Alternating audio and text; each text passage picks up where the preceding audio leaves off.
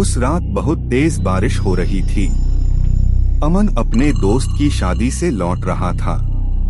रात काफी हो चुकी थी और हाईवे के बीच उसकी बाइक अचानक खराब हो गई। समय था रात के 11:43। चारों तरफ जंगल, ना कोई आदमी, ना कोई दुकान और फोन में भी नेटवर्क नहीं। बारिश में भीगते हुए अमन लगभग 20 मिनट तक चलता रहा। तभी उसे सड़क के किनारे एक पुराना होटल दिखाई दिया। होटल का बोर्ड बार बार चमक रहा था। उस पर लिखा था होटल साइलेंट नाइट। होटल काफी पुराना और डरावना लग रहा था, लेकिन अमन के पास रुकने के अलावा कोई रास्ता नहीं था। वो अंदर चला गया। रिसेप्शन पर एक बूढ़ा आदमी बैठा था। उसकी आंखें अजीब थीं, बिल्कुल फीकी। बूढ़े ने धीरे से पूछा, कमरा चाहिए? अमन ने सिर हिलाया। बूढ़े ने उसे एक चाबी दी और कहा, कमरा नंबर 307, लेकिन रात के 2 बजे के बाद बाथरूम का दरवाजा मत खोलना। अमन हल्का सा हंस पड़ा। उसे लगा बूढ़ा मजाक कर रहा है। वो चाबी लेकर ऊपर चला गया। पूरा होटल बिल्कुल शांत था। ना किसी के चलने की आवाज, ना किसी के बोलने की। सिर्फ बाहर बारिश की आवाज आ रही थी। जब अमन कमरे 307 के पास पहुंचा, तो उसने देखा दरवाजे पर गहरे खरोंच के निशान थे। ऐसा लग रहा था जैसे किसी ने अंदर से बाहर निकलने की कोशिश की हो, लेकिन अमन ने ध्यान नहीं दिया। वो कमरे के अंदर चला गया। कमरे में एक पुराना बेड था, एक टूटा हुआ शीशा और कोने में बाथरूम। अमन बहुत थक चुका था। वो बेड पर लेट गया। कुछ देर बाद उसे बाथरूम से पानी टपकने की आवाज सुनाई देने लगी। टप टप टप। पहले उसने इग्नोर किया, लेकिन आवाज धीरे धीरे तेज होने लगी। आखिरकार वो उठा और बाथरूम चेक करने गया। अंदर कोई नहीं था, सिर्फ पुराना सिंक और गंदा शीशा। अमन वापस आकर सो गया।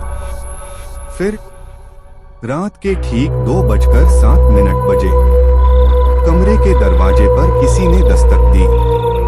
ठक ठक ठक। अमन की नींद खुल गई। उसने डरते हुए पूछा, कौन है? कोई जवाब नहीं आया। वो धीरे धीरे दरवाजे के पास गया और दरवाजा खोला। बाहर कोई नहीं था, लेकिन सीढ़ियों के पास एक औरत सफेद कपड़ों में खड़ी थी। उसके लंबे बाल उसके चेहरे को ढके हुए थे। अमन का गला सूख गया। औरत ने धीरे धीरे अपना हाथ उठाया और कमरे की तरफ इशारा किया। तभी अचानक पूरा होटल अंधेरे में डूब गया। लाइट चली गई। अमन डरकर तुरंत कमरे के अंदर भागा और दरवाजा बंद कर लिया। उसकी सांसें तेज हो चुकी थीं। तभी उसे बूढ़े आदमी की बात याद आई। 2 बजे के बाद बाथरूम का दरवाजा मत खोलना। उसी समय बाथरूम के अंदर पानी तेज बहने लगा, जैसे किसी ने नल पूरा खोल दिया हो। अमन डर के मारे जम गया। फिर उसे बाथरूम के अंदर से किसी औरत के रोने की आवाज सुनाई दी।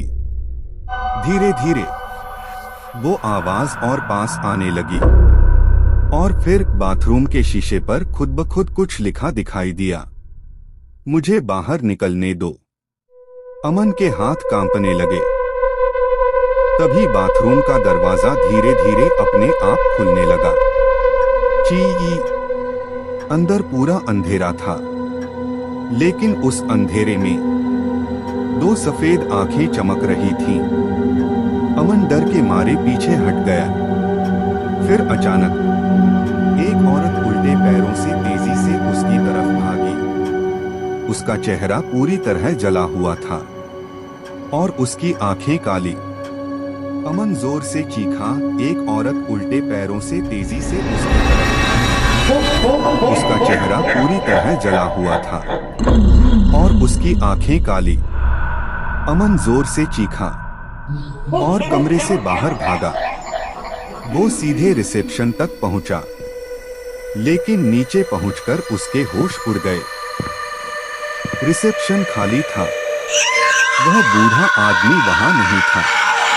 काउंटर पर सिर्फ एक पुरानी फोटो रखी थी। फोटो में वही बूढ़ा आदमी खड़ा था, लेकिन फोटो के नीचे लिखा था 1978 होटल मालिक की मौत। अमन के पैरों तले जमीन खिसक गई। मतलब जिस आदमी ने उसे कमरा दिया था वो इंसान नहीं था। तभी पीछे से किसी ने फुसफुसाया, 307 से कोई वापस नहीं जाता। अमन धीरे धीरे पीछे मुड़ा और उसके सामने वही औरत खड़ी थी। इस बार उसके चेहरे पर डरावनी मुस्कान थी। अगली सुबह होटल के बाहर अमन की बाइक मिली, लेकिन अमन कभी नहीं मिला।